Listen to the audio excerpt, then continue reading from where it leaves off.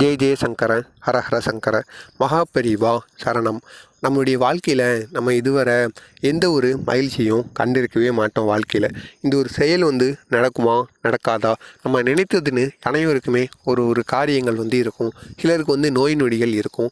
அப்படி இருக்கின்ற நோய் நொடிகள் எப்படா அந்த நோய் நொடி நம்மளை விட்டு போகும், இந்த நோய் நொடி போனால் தான் நம்மளுடைய வாழ்க்கையில் மிகப்பெரிய அளவில் சந்தோஷம் நிகழும் அப்படிங்கிற மாதிரி சிலர் நினைப்பாங்க.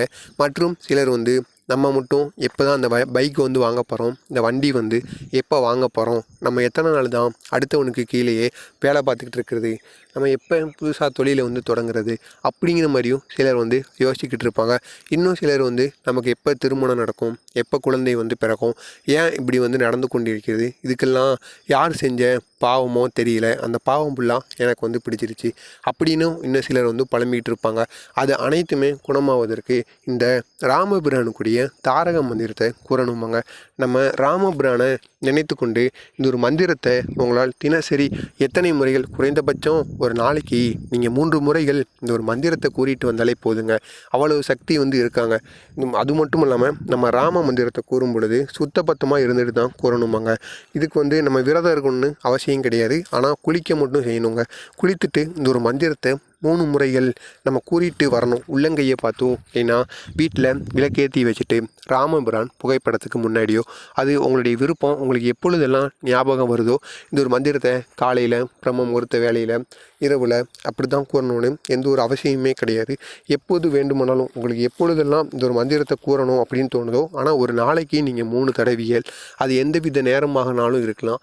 ஆனால் அந்த ஒரு நேரத்தில் அந்த ஒரு நாளில் நீங்கள் 3 முறை மட்டும் இந்த ஒரு மந்திரத்தை கூறுறதுனால மிகப்பெரிய அளவில் நன்மைகள் நடக்கும். இதனால் உங்களுடைய வாழ்க்கையும் தலைகீழாக புரட்டி போடுமாங்க. ராமபிரான் மந்திரத்தை ராமனை நினைத்து கொண்டு ஒரு விளக்கை ஏற்றிக்கோங்க. ராமனும் சீதையோ இல்லைன்னா ராமன் தனியாகவோ, ராமனும் லக்ஷ்மணனும் 2 பேரும் சேர்ந்துருக்கும் மாதிரி உங்களுடைய வீட்டில் என்ன புகைப்படம் இருக்கோ அந்த புகைப்படத்தை எடுத்து வச்சுட்டு ஒரு விளக்கை ஏற்றிக்கோங்க.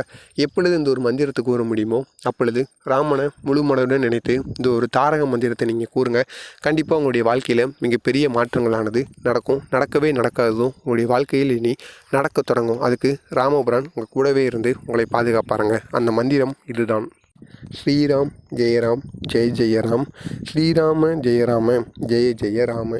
இதுதான் அந்த ஒரு மந்திரம். இந்த ஒரு மந்திரத்தை உங்களால் எத்தனை முறைகள் கூற முடியுமோ அத்தனை முறைகள் நீங்கள் கூறி பாருங்கள். உங்களுடைய வாழ்க்கையில் மிக பெரிய அளவுக்கு மாற்றங்களானது இருக்கும். இது காஞ்சி மகான் கூறிய ஒரு எளிய பரிகார முறை. நீங்களும் பண்ணுங்கள். உங்களுக்கு தெரிந்த நண்பர்கள், உறவினர்கள் அனைவரையும் இதை பண்ணிட்டு வர சொல்லுங்கள்.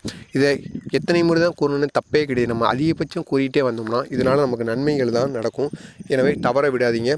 உங்களுக்கு நினைத்ததெல்லாம் நடக்கணும், இதுவரை செஞ்ச பாவமெல்லாம் தீரணும் அப்படின்னா இந்த ராமனை முழு மனதுடன் நினைத்து கூறுங்க. இந்த தாரக மந்திரத்துக்கு அவ்வளோ சக்தி இருக்கான். மறக்காமல் நம்ம சேனலையும் சப்ஸ்கிரைப் பண்ணி வைத்துக்கொள்ளுங்கள்.